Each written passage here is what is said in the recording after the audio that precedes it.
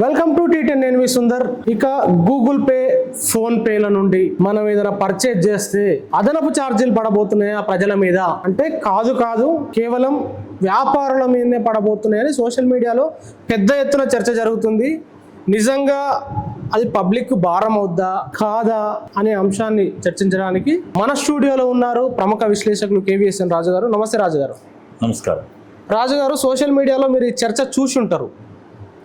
ఈ యూపీఐ చట్ట సవరణ చేయడం అసలు ప్రజల మీద భారం ఏముండదు, అదనపు ఛార్జీలు ప్రజల మీద పడవు అని ఒకవైపు ప్రచారం జరుగుతుంటే, లేదు ఇది ప్రజల మీద భారం పడబోతుందని రెండో వైపు ప్రచారం జరుగుతుంది. అసలు వాస్తవం ఏంటండి? వాస్తవం ఏమిటి అని అంటే, ప్రజల మీద భారం ఎట్లా వెయ్యాలన్న ఆలోచనే ప్రభుత్వానికి ఉండడం, అది వాస్తవం. ప్రజల మీద భారం తగ్గించాలన్నది కాకుండా అది తర్వాత మనం చర్చల్లో రావచ్చు. కానీ కీలకమైనది ఏంటి అని అంటే, payment and settlement systems act 2007లో ఏదైతే వచ్చిందో దాన్ని సవరిస్తూ కేంద్ర ప్రభుత్వం ఆల్రెడీ జూన్ 5వ తారీఖు నాడే ఒక ఆర్డినెన్స్ తీసుకొచ్చింది. అంటే ఏదైతే ఇప్పుడు యూపీఐ మీద మీరు అన్నట్టు ఫోన్పే, గూగుల్ పే, ఆ ప్లాట్ఫామ్స్ ఏవైనా మీరు డిజిటల్గా ఏవైతే మీరు ఎలక్ట్రానిక్ ట్రాన్స్ఫర్స్ చేస్తున్నారో వాటికి ఇంతవరకు అదనంగా ఛార్జెస్ ఏవి చెల్లించవలసిన అవసరం లేదు. వినియోగదారుడు కానీ మర్చెంట్ కొన్ని ఏవో వివరాలు ఉన్నాయి, అవి తర్వాత. కానీ ఇప్పుడు వినియోగదారుడికి ఆ ఖర్చు ఆ ఖర్చు చేసిన దాని మీద, ఎలక్ట్రానిక్ ట్రాన్స్ఫర్ చేసిన దాని మీద ఎక్కడ అదనపు ఛార్జ్ అన్నది ఇప్పటి వరకు లేదు. దీనికి కారణం 2020లోనే తీసుకొచ్చారు. అది ఛార్జీలు వర్తించవు, national payments corporation of India అని చెప్పినని NPCI 2008లో పెట్టారు. అది మన ఇండియన్ గవర్నమెంట్ పెట్టింది, గవర్నమెంట్ అజమాయిషీలో నడుస్తున్న కార్పొరేషన్ అది. సో అది భాగంగా ఉంది. అది కాక మీకు ఈ నెట్వర్క్ ప్రొవైడ్ చేసే వాటిల్లో మీకు మళ్ళీ గూగుల్ ఉంది, మళ్ళీ అలాగే వాల్మార్ట్కి సంబంధించిన ఫోన్పే ఉంది. అది వీటికి వెనకాతల బ్యాక్గ్రౌండ్ ఇప్పుడు NPCI ఏదైతే మనం అనుకున్నామో దానికి లాగే మీకు ప్రపంచంలో 2 ఉన్నాయి. మీరు చూసుంటారు, క్రెడిట్ కార్డులు, వీసా, మాస్టర్, ఇవి కూడా అవి ఉన్నాయి. సో ఈ రూపంలో వీళ్ళకి కొంత ఛార్జెస్ అవి ఇవి చెయ్యాలి అన్నది చేస్తున్నారు. కానీ NPCIలో ఈ UPI మీద, రూపే డెబిట్ కార్డు మీద మీకు లావాదేవీలు MBT అంటాం, మర్చెంట్ డిస్కౌంట్ రేట్, ఆ ఛార్జీలు వీటికి వర్తించవు అని చెప్పేసినని ఇంతవరకు ఉంది.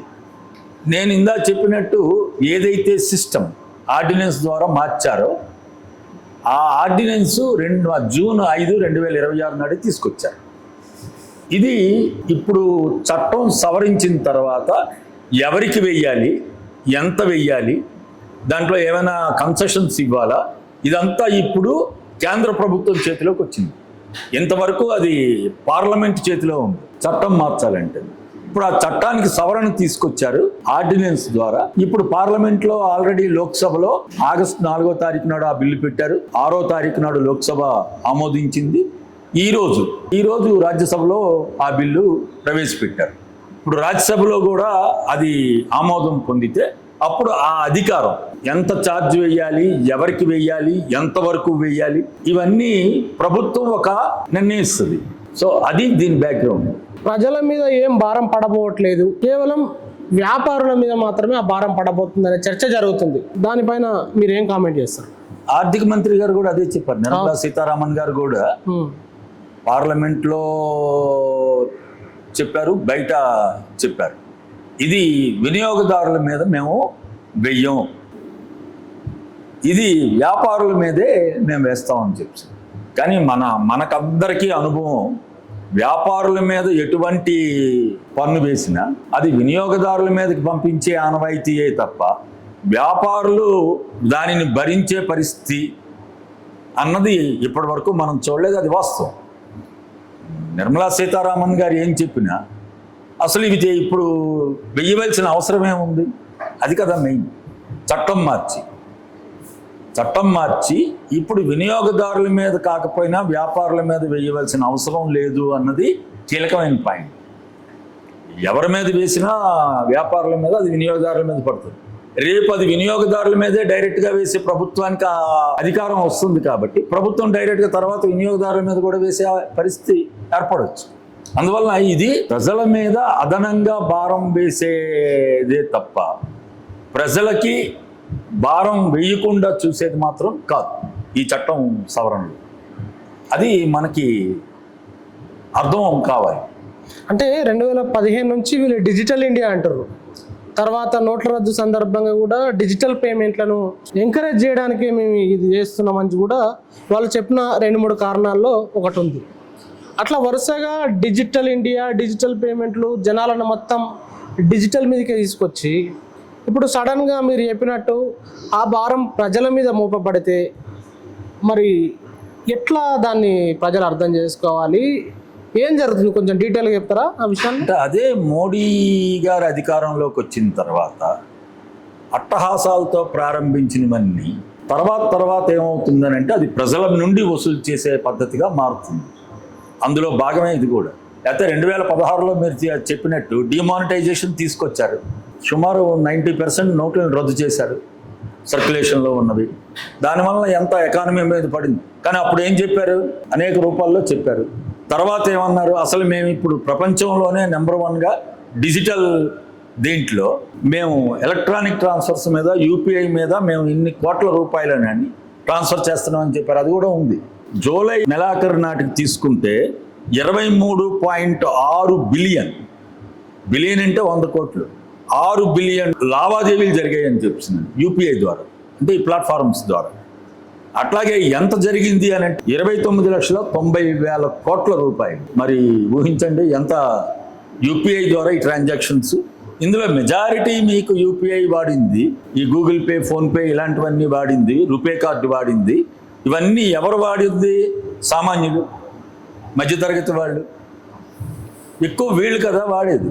మరి ఇప్పుడు వీళ్ళని ఇది నెక్స్ట్ ప్రపంచంలోనే అతిపెద్ద చెల్లింపు దీని కింద మనకి రికార్డ్ అయింది. ఎందుకంటే మన పాపులేషన్తో పాటు మనకి కొనగలిగిన శక్తి ఉన్న వాళ్ళ సంఖ్య, దానికి తోడు యూపీఐ అన్నది ఇప్పుడు మీరు చూస్తే మార్కెట్లో చిన్న కాయగూరల వ్యాపారం చేసిన వాళ్ళు కూడా, టిఫిన్ దుకాణాలు నడిపిన వాళ్ళు కూడా, లేదు గల్లీల్లో వచ్చేవాళ్ళు కూడా ప్రతిదీ వాళ్ళు స్కానర్ వాడుతున్నారు. అది యూపీఐ ద్వారా జరిగేది, ఎలక్ట్రానిక్ మోడ్ ఆఫ్ పేమెంటే. సో ఇది బ్యాక్గ్రౌండ్. అంటే ఇంత మంది వినియోగిస్తున్న సౌకర్యం మీద ఇప్పుడు కేంద్ర ప్రభుత్వం పన్నేసే పరిస్థితి, దాని మీద ఛార్జ్ వసూలు చేసే పరిస్థితి ఉంది. నేను మొదట్లో చెప్పినట్టు మీకు payment and settlement systems act 2007 ఉన్నప్పుడు, తర్వాత తీసుకొచ్చినప్పుడు దీనికి మర్చెంట్ డిస్కౌంట్ రేట్ అని చెప్తుంది, ఎండిఆర్ అంటారు. ఇప్పుడు దాని మీదే ఛార్జ్. ఇది 4 రకాలుగా ఉంటుందని చెప్తుంది. 4 రకాలుగా ఉంటుంది. మొదటిది ఏంటి అని అంటే ఇంటర్చేంజ్ ఫీ, అంటే మార్పిడి జరుగుతుంది కాబట్టి ఈ మార్పిడి ఎవరు చేస్తారు? బ్యాంక్ చేస్తారు. ఇప్పుడు మీరు నాకు ఫోన్పే చేస్తే మీ బ్యాంక్ నుంచి నా బ్యాంక్ అకౌంట్లోంచి నా అకౌంట్లోకి ట్రాన్స్ఫర్ అవుతుంది. అందువల్ల ఇది మొదటిది. ఆ ఫీ బ్యాంకుకి చెల్లించాలి కొంత. రెండోది ప్రాసెసింగ్ ఛార్జెస్, అది పేమెంట్ ప్రాసెసరు లేదా గేట్వేలకు చెల్లించాలి. అవేంటి? Razorpay, PayU, CC Avenue, BillDesk వాళ్ళకి చెల్లించాలి. మూడోది ఏంటి? నెట్వర్క్ ఫీ, నెట్వర్క్ సంబంధించి చెయ్యాలి. పేమెంట్ నెట్వర్క్స్ నేను ఇందా మొదట్లో చెప్పాను ఏమున్నాయి అవి. Payment networks visa, master card, NPCL మంది భారతదేశం ప్రభుత్వాన్ని, భారతదేశ ప్రభుత్వ ఆధీనంలో ఉంది, జాతీయ కంపెనీ, కార్పొరేషన్. లాస్ట్ది ఈ ఛార్జీలు ఏవైతే పెడుతున్నారో ఈ సర్వీసెస్ ఇస్తున్నారు కాబట్టి జిఎస్టీ దాని మీద చేస్తున్నారు, వసూలు చేస్తారు. ఇది 4 రకాలు.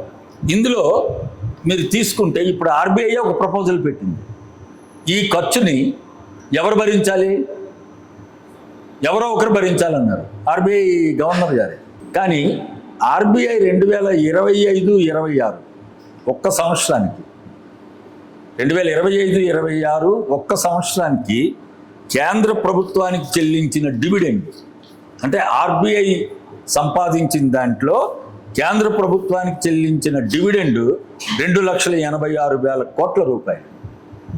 మరి 2,86,000 కోట్ల రూపాయలు లాభాన్ని ఆర్జించిన దాని మీద డివిడెండ్ గవర్నమెంట్కి ఇస్తే ఇది రిజర్వ్ బ్యాంక్ ఆఫ్ ఇండియా భరించలేదా? బ్యాంకులు భరించలేవా? ఎందుకంటే నెట్వర్క్ ఇవన్నీ బ్యాంకులు భరించలేవా? కానీ ఇవన్నీ కాదు, అవి చేయకూడదు, దీన్ని వ్యాపారుల మీద వేస్తున్నామని చెప్పి వినియోగదారుడి మీద పడేటట్టు జరుగుతుంది. పేరు వ్యాపారం మీదే, అది ఇంకా మేము నిర్ణయం చేయలేదని కూడా చెప్తున్నారు ఆర్థిక మంత్రి గారు. మేము ఇంకా ఇప్పుడే ఆర్డినెన్స్ రూపంలో తీసుకొచ్చాం, ఇప్పుడు ఈ బిల్లు పెట్టాం, ఈ బిల్లు పాస్ అయ్యే చట్టం కింద మారితే అప్పుడు కేంద్ర ప్రభుత్వం ఆలోచించి అప్పుడు అని అనేక రూపాల్లో వస్తుంది. 2,000 రూపాయలు ఉంటే మేము లావాదేవీలు ఉంటే చెయ్యం, 1,50,00,000 వ్యాపారస్తుల టర్న్ ఓవర్ కూడా 1,50,00,000 లోపు ఉంటే వెయ్యం. ఇలాంటివన్నీ వార్తల్లో వస్తున్నాయి. వార్తల్లో ఏమొచ్చినా 1,50,00,000 దాటినవైనా ఆ లావాదేవీలు చేసిన వినియోగదారుడి మీద ఖచ్చితంగా ఆ వ్యాపార సంస్థలు భారం బదిలీ చేస్తాయి. సో ఇది ఖచ్చితంగా వినియోగదారుల మీద పడబోయే భారం, పడిన భారం కాదు, ఇంకా ప్రభుత్వం నిర్ణయించలేదు, ఇంకా రాజ్యసభలో బిల్లు పాస్ అవ్వాలి, తర్వాత కదా మీకు చట్టం కింద మారి అప్పుడు వీళ్ళు ఏం చెయ్యాలి అన్నది ప్రభుత్వం చేస్తే ఏదైనా ఇటువంటి తొందరగా చేస్తారు. అంటే ఇక్కడ రీసెంట్గా పరిణామాలు మనం చూస్తే గ్యాస్ కొరత ఏర్పడ్డప్పుడు ఈ టీ బండ్లు అమ్మే వాళ్ళ కానుండి వీళ్ళకి చాలా ఇబ్బందులు అయినాయి. ఇడ్లీ వాళ్ళకి, బడ్డీ కొట్టు వాళ్ళకి, వాళ్ళు ఏం చేస్తారు, చివరిగా మేము మోయలేం బాబు అని చెప్పేసి అది వినియోగదారుల పైన, ప్రజలపైన కూడా వేశారు. వాళ్ళు అడిగినప్పుడు మరి మేమేడం వస్తాయి అంతా కూడా అన్నారు. ఆ నేపథ్యంలో ఇప్పుడు మీరు చెప్పిన దాన్ని బట్టి ఒకవైపు చిరు వ్యాపారులు ప్రతి ఒక్కరు యూపీఐలు పెట్టుకున్నారు, మీరు చెప్పిన ఇంటర్వ్యూలో ప్రతి ఒక్కరు పెట్టుకున్నారు, ఇప్పుడు వినియోగదారులు కూడా ప్రతి ఒక్కరు పెట్టుకున్నారు. సో ఇవన్నీ డబ్బులు మళ్ళీ పోయి ప్రభుత్వానికి జమ అవుతాయా, లేదు ఈ గూగుల్ పే, ఫోన్పే లాంటి కార్పొరేట్ కంపెనీలకు లాభం వస్తుందా? ఇది మొత్తంగా ఈ చట్టం ఎవరికి ఉపయోగపడుతుంది? మొదటిది కేంద్ర ప్రభుత్వానికి కూడా కొంత ఆదాయం వస్తుంది. ఎందుకు అని అంటే జిఎస్టీ వసూలు చేస్తారు కాబట్టి, అది ఒక భాగం. మిగతా అవి కీలకంగా వెళ్ళేది నేను మీ కింద చెప్పినట్టు వీసా, మాస్టర్ కార్డు వాళ్ళు నెట్వర్క్ ప్రొవైడర్స్ వాళ్ళకి ఇప్పుడు వెళ్తుంది. అసలు ఇప్పుడు మీరు లావాదేవీలు జరిగిన లావాదేవీల్లో చూస్తే సుమారు 80% గూగుల్ పే, వాల్మార్ట్ నిర్వహిస్తున్న ఫోన్పే వాటి ద్వారా జరుగుతున్నాయి. కానీ వాళ్ళకి ఈ రెస్ట్రిక్షన్స్ అన్నీ ఉండడం వల్ల 2020లో కేంద్ర ప్రభుత్వమే చట్టం చేసి ఈ యూపీఐ మీద ఎంబీటీ ఛార్జెస్ వెయ్యం అని చెప్పిన తర్వాత వాళ్ళు ఆదాయాన్ని కోల్పోతున్నారన్నది ఇప్పుడు అమెరికా వాదన. నేను లోతుల్లోకి వెళ్ళలేదు, కానీ ఇప్పుడు అమెరికాలో చర్చ అదే జరిగింది. వాళ్ళ ట్రేడ్ రిప్రజెంటేటివ్స్ దాంట్లో వాళ్ళు రిపోర్ట్ కూడా సబ్మిట్ చేశారు. ఇది భారతదేశం ఇటువంటి చేస్తుంది, అది చేయడానికి వీలు లేదు, ఖచ్చితంగా ఛార్జీలు వసూలు చేయాలి. దీనివల్ల వాళ్ళు స్పష్టంగా చెప్పారు, మా మాస్టర్ కార్డుకి, వీసాకి నష్టం వాటిల్లుతుంది, అట్లాగే మా వ్యాపారం మేము కోల్పోతున్నాం. ఎందుకంటే ఎన్పిసిఐ అన్నది భారతదేశ కంపెనీ, కన్సెషన్ ఇచ్చిన దాంట్లో కూడా అది ఉంది ఎగ్జంప్షన్స్లో. అందువల్ల ఎన్పిసిఐ నిర్వహిస్తున్న యూపీఐయో, రూపే కార్డో, లేకపోతే భీమో తర్వాత తీసుకొచ్చింది, అవి రోజు రోజుకి వినియోగదారుల సంఖ్య పెరుగుతుంది. వినియోగదారుల సంఖ్య ఆ ప్లాట్ఫామ్స్ ద్వారా అది భారతదేశ కంపెనీకి ఉపయోగపడుతుంది. అంటే ఇప్పుడు విదేశీ కంపెనీలైనా వీసా, మాస్టర్ కార్డుకి ఆదాయం వచ్చేటట్టు, వాళ్ళ వినియోగదారుల సంఖ్య తగ్గకుండా ఉండేటట్టు కూడా ఇది అమెరికాకి లొంగుబాటు అని అనుకోవచ్చు. ఎందుకంటే June 5 వచ్చింది ఇది కీలకంగా ఆర్డినెన్స్.